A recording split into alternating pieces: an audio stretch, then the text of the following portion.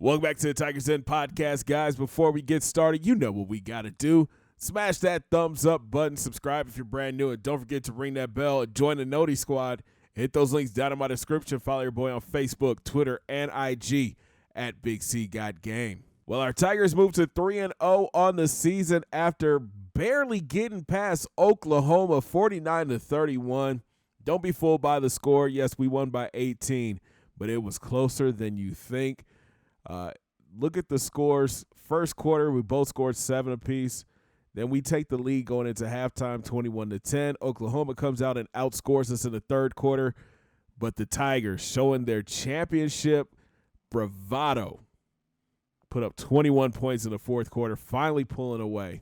Great game for redshirt sophomore Cody Walker, 20 of 23 for 261, 3 touchdowns, but 1 interception. Cody is balling. He is showing why he is QB number 1 here at GSU. On the ground, Pierre Jackson dominated. 26 carries, 173 yards, 2 scores. This is the kind of day I want to see Pierre have every game.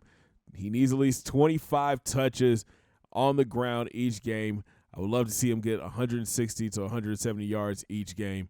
And he averaged 6 yards a carry, man. Awesome game.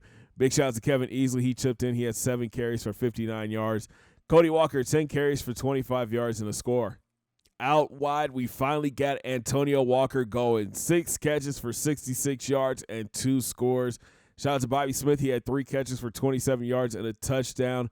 Will Carter chipped in 3 catches for 45 yards. Easley had 3 catches. Tim Clark had 2.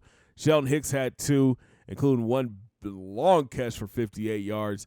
And Harper had 1 catch for 4 yards. Cody did a great job spreading the ball around this week. On defense, Caleb Causey is a man playing amongst boys. He had 8 tackles and a sack this week. Shout out to the Roadrunner Eric Rogers. He had 7 tackles. Andrew Benson had 6 tackles. Nick Sellers, 5 tackles and 2 sacks. And also big shout out and player of the game in my eyes is freshman Brian Chase. He had 3 tackles and an interception that finally put the game away for Grambling State in the fourth quarter. He jumped a screen play that he saw earlier in the game and was able to pick it off and take it to the house. Time to dig deeper into the stats, and as you can see, this game was very close. Grambling outgained Oklahoma 534 to 417. We actually outthrew Oklahoma as well and outrushed them. Third down was pathetic for both teams. 4 of 7 for Grambling State, 4 of 8 for Oklahoma. Grambling got into the red zone 10 times and only scored 6 touchdowns, while Oklahoma got into the red zone 4 times and had 3 touchdowns. We did win a turnover battle, which helped us out a lot. We forced 2 turnovers, a fumble, and an interception. In all, just a great game. And big shout out to everybody who showed the video so much love. It was the first time I've uploaded a full gameplay, and you guys did show it a lot of love, so I appreciate that. Time to take a look at the polls for this week, and Grambling State is still your number 1 team in the country, followed by Texas. They jump up a spot to 2. Ohio State jumps up 2 spots to 3. Stanford's up 2 spots to 4. The Vols up 3 spots to 5. Nebraska falls 4 spots to 6. Oklahoma's down 3 spots to 7. Wisconsin's up 2 spots to 8. Penn State's up 2 spots to 9, and BYU rounds out your top 10. Taking a look at the Heisman watch early this season, and Pierre Jackson is your lead dog right now. The returning Heisman Trophy winner has been putting up great numbers through 3 games. Then you have Sean Young, the quarterback we just faced from Oklahoma. Third on the list is your quarterback, Cody Walker. After an impressive game against Oklahoma, he is moving up voters' list. So no recruiting this week. I am putting the finishing touches on the recruiting special for you guys. You will catch it after our next game against Nebraska. And talking about Nebraska, they are our next opponent. They come in 1-1 on the season after beating FCS 40-3. Then turning around and losing to Notre Dame 39-25 was the final. The Cornhuskers are led by Big Paul Williams. This man is 6'4", 249 pounds, guys. He's thrown for 246 yards, 1 touchdown, and 2 interceptions. And he is a scrambler. He's got 79 speed, 81 agility. The throw power really isn't there, but the accuracy is 85 throw accuracy. Look for Brian Chase, Brandon Ginn, and Ashton Hall to be spying Williams all day. In the backfield, they have a star freshman running back. This is Howard Peters. He's carried the ball 38 times for 216 yards, 2 touchdowns on the season. He's got great speed and acceleration. He can truck. He's got some break tackles, some ball vision. He's a power back, so we got to make sure we wrap up this week. Oh, they have 2 freshman running backs. This is Kareem Potts. He's 6'2", 202, 32 carries on the season, 147 yards, and a touchdown. So very young in the backfield for Nebraska. Out wide, junior tight end Derek Harris leads the way with 12 catches for 141 yards. Then you have Max Poole, a sophomore. He's 6'2", 201, 7 grabs for 97 yards. Brandon Spence is the star wideout. He's 6'1", 221, 6 catches for 108 yards and 2 touchdowns. He's a 94 overall. Amazing speed, 97 speed, 99 acceleration. He can run routes and he can catch.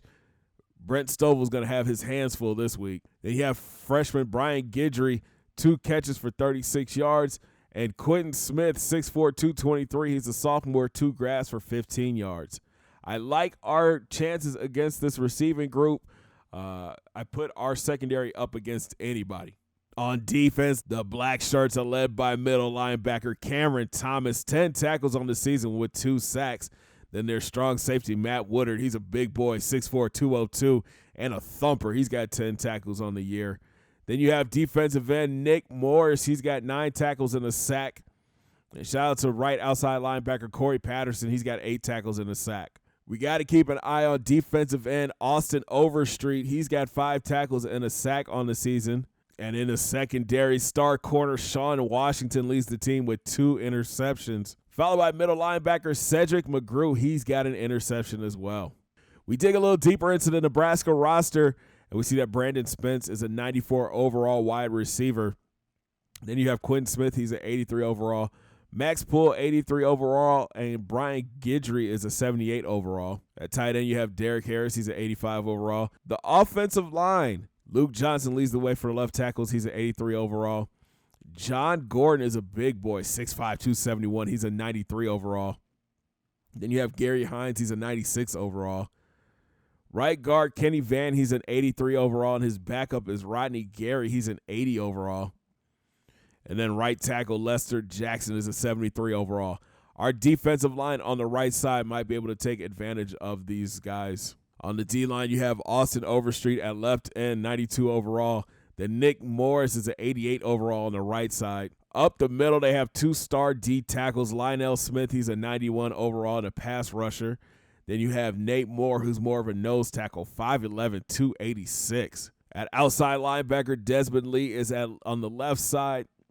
Up the middle, you have Cameron Thomas and Cedric McGrew at middle linebacker. And on the right side is Corey Patterson, who's got great speed, 85 speed, 92 acceleration. At corner, I see some holes. Sean Washington is the star, man. He's a 90 overall with 95 speed, 87 acceleration. Then it takes a dip after that. Tyrone Miller is a 79 overall. Then you have Tyson DeAngelis. He's a 75 overall. Chauncey Bell is a 74 overall.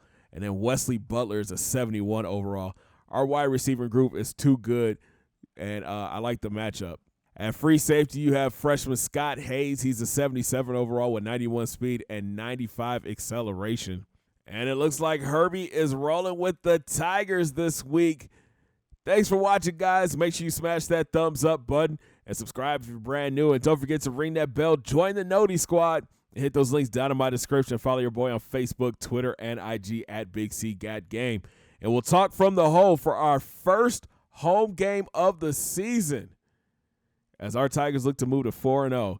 Have a great day, guys. 2 fingers in the air. Peace.